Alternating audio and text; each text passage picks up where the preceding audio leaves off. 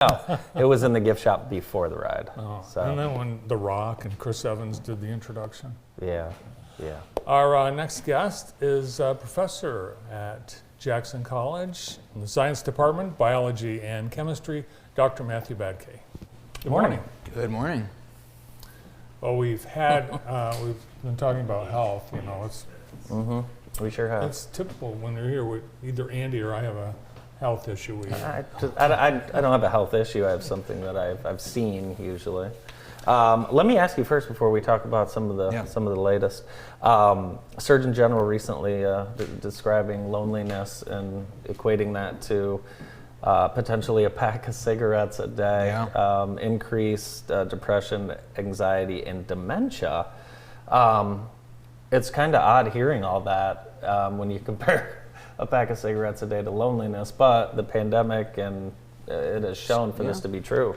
I mean, I think I've seen similar sort of studies that have been done, especially when you think about long-term sort of comparing people that have the traditional use of the term social network, right, that have friends and family that are close by that they see regularly, compared to people that don't, that are more just isolated. There does seem to be health impacts from those, having those connections, and it kind of makes sense when you think about it, that if you don't have those relationships and see people and have those interactions, that would actually start to impact your health over time. I can see that. Yeah. And I think the pandemic caused a lot of loneliness. I think people think, you just jump right to potential of suicide deaths, but it's really, dementia is a potential increase. Right. Well, I mean, think about when you are somebody who, doesn't have those conversations with people, your brain's not working to figure out stuff and working on language and all those sorts of things that you don't even realize or think about that you're doing when you are conversing with folks or thinking about something. So when that goes away, I think that does start to impact mental health big time. Yeah. And the pandemic continues to not go away, but next week President Biden is expected to end most federal COVID vaccine requirements. We have, here again, instruction last week that yes, there's another round of vaccines, and I think it's been confusing all throughout the pandemic. What should we do? What should we be doing when it comes to the vaccine? Well, I figured it's been a couple months since I've been here, so just to sort of give an update on where we're at with things. Cases, hospitalizations, deaths all continue on a steady decline. Pretty much if you look at from the start of this year, things are going down, which is great. Just to sort of put it in perspective, I was looking back, and during some of the peak cases where we were talking about, the major issues that we've seen over the last couple of years, we were talking about potentially 5 million cases a week. We were seeing new cases were being diagnosed. Right now we're at about 20,000 a week nationally. Wow. So we've really come down quite dramatically. And again, it's not going away, and I think that, I remember saying probably it's going to be around, it's going to stick around, but it's going to just become another one of those things, and that's probably what we're seeing.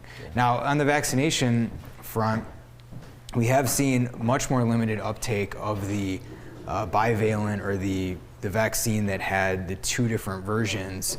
Remember, they redid the vaccine to take into account the Omicron variant, and there hasn't been as much as far as people taking that new vaccine. Doesn't seem to have made a huge difference, like I said, with cases really on the decline.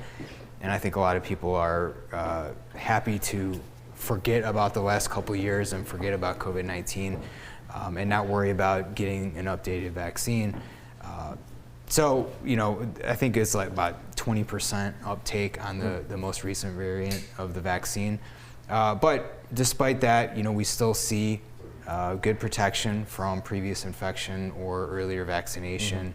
While the virus does change a little bit, the vaccines are still going to be protective.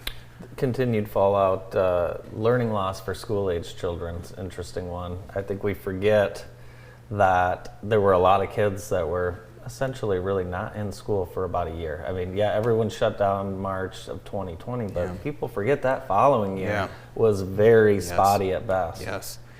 Yeah, I think we're now starting to have a good idea on what those impacts were. We knew there would be some, and it looks like, kind of depending on the study you're looking at, and depending on sort of the background, the school district, parental involvement, all that stuff, but about a year of loss. Wow. Is what a lot of kids experienced from the pandemic, which kind of makes sense. Yeah. I remember at the time people said because kids are missing out on, like the high school seniors missing all their. Yeah. If we just stopped in place and then picked up so that. Yeah. That would have been something. Yeah. I mean, a lot of difficult decisions there as far as, thinking about trying to balance the safety versus school, and I certainly appreciate that. So I think a lot of school districts were in a very difficult spot there with how to handle keeping all the folks safe, trying to prevent the spread, but also keeping the instruction going and not leading to that loss. But unfortunately, it looks like that was something that happened.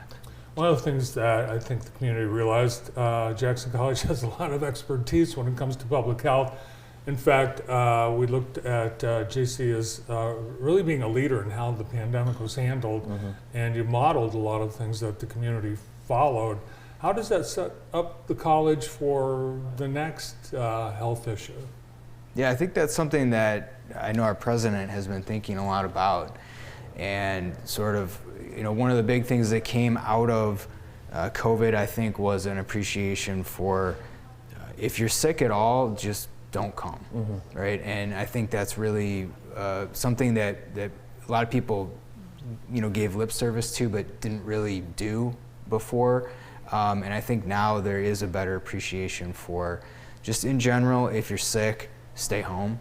And that's going to be, we'll figure out how to deal with whatever work issues, but you really should not come in. And they've done a really good job of, there's signs up now saying, really, if you're experiencing any of these sort of traditional flu-like symptoms, go back home, right? And we'll figure out how to do the instruction or whatever we need to do, but that's important to stay away.